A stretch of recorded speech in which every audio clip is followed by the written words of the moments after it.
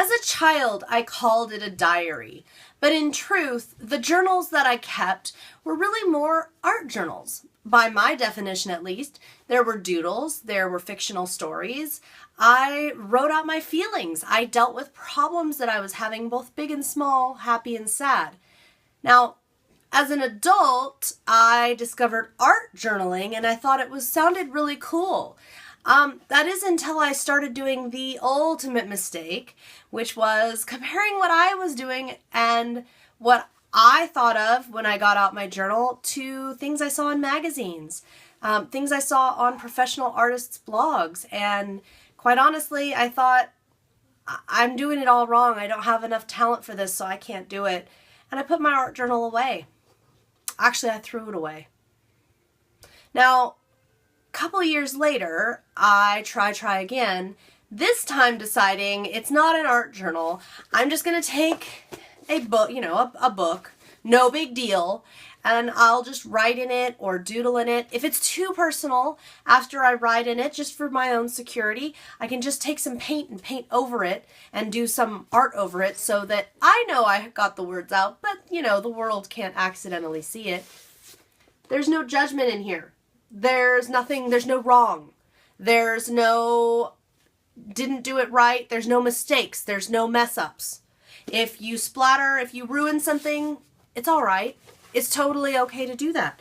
Sometimes when I'm doing something, I'll end up with something like this. This is a recent page where I was trying out techniques and I figured out some interesting things about combining some mediums that I have. I made some notes to myself. Sometimes I do that. But this particular one gives me ideas for taking this product, this stamp, and taking this off the page of my art journal, and it'll actually end up eventually on a card, a canvas, scrapbook layout even. Who knows? Then there are times when I'm journaling and it's just to write out my thoughts and feelings and then cover it with paint and make a picture. That maybe it's not all that good. Maybe it's pretty simple. But a couple things. Number one, I spent time in my journal. I got an idea out. Number two, I got some feelings out, got things off my chest. And number three, I spent time here in my studio working with mediums, paints and watercolors, pens, whatever. What I have found is that by making a regular habit out of doodling, writing, sometimes there are full-on lists in my journal. By doing this, not every day, but on most days there's at least a little scratch or two put in there. Even 3 minutes, 2 minutes if you don't have much time and you're trying to get to bed.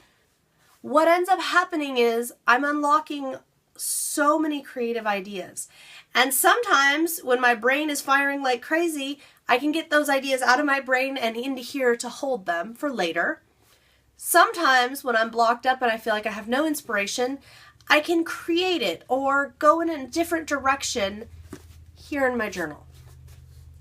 In finding the art in your journal, what we're really doing is going through a series of prompts that I'm leading you on so that you can start to see this as a tool for you to use to get to know your creative self better, to try some new things, try some exercises, and start making a habit of doing a different kind of art journaling. Maybe yours is going to be completely beautiful, maybe not.